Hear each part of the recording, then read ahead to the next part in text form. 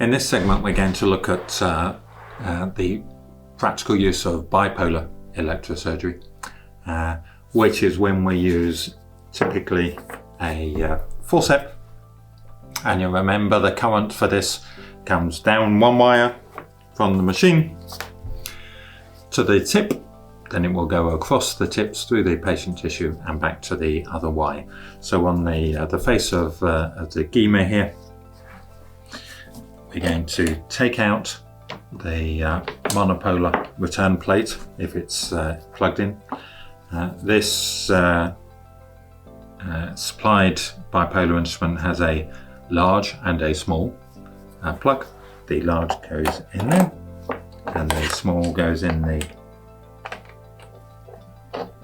space next to it. Switch the machine on to run into its setup process.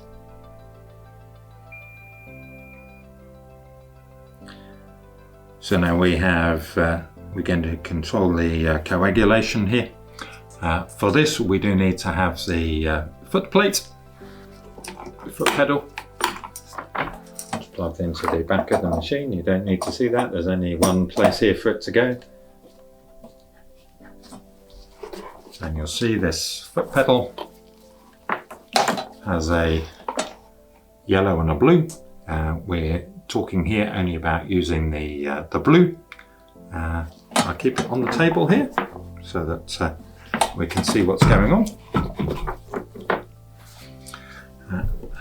So when we activate this instrument, we're going to send a current down one wire to one tip, and then when there's tissue between the tips, the current will go across the tissue to the other tip and back to the machine. So there's no patient plate here. So when I activate it now, no current is flowing because we have no tissue in the space here. So what we do is to pick up the bleeding point, and this is almost exclusively used for control of bleeding.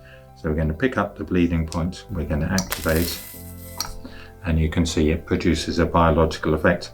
Quite a large biological effect there. So we know we can probably get away with a lower current setting. Pick up the tissue. There we are, that's a more controlled degree of coagulation, and to my eye that looks whiter, which is less damaging, and that looks browner, which suggests there's been more burning, which is not the intention. The intention is the current produce a denaturation of the protein and coagulation. It's not a burning effect. So just again, pick up. And obviously the smaller the piece of tissue, the denser the electrical current, and the greater effect you get for the same amount of power. What you will tend to get if you use this repeatedly is that you will get coagulum or detritus on the tips, and again that will reduce the effectiveness. So you want to regularly wipe this with a damp swab to remove that, or you can buy a disposable scratch pad from your consumable supply to clean the ends here.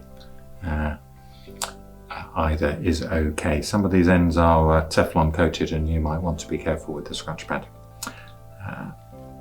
And really that's it with the bipolar. We have ability to change the power. We remember that the less we hold, the more effective it will be. And we want to hold the tissue here before we activate. Whereas you'll remember with a monopolar, you want to activate the cutting current before you bring it into contact with the tissue, but this is working in a different way. And you can see I've got more detritus on there already. So this is what's used most commonly. It needs no setup, so I can decide to use this during the surgery if I suddenly realise I have more bleeding points to control than I had thought of. Whereas a monopolar, it's much more convenient to set up before surgery. And I think that's all we need to say about this. Relatively simple. Thank you very much.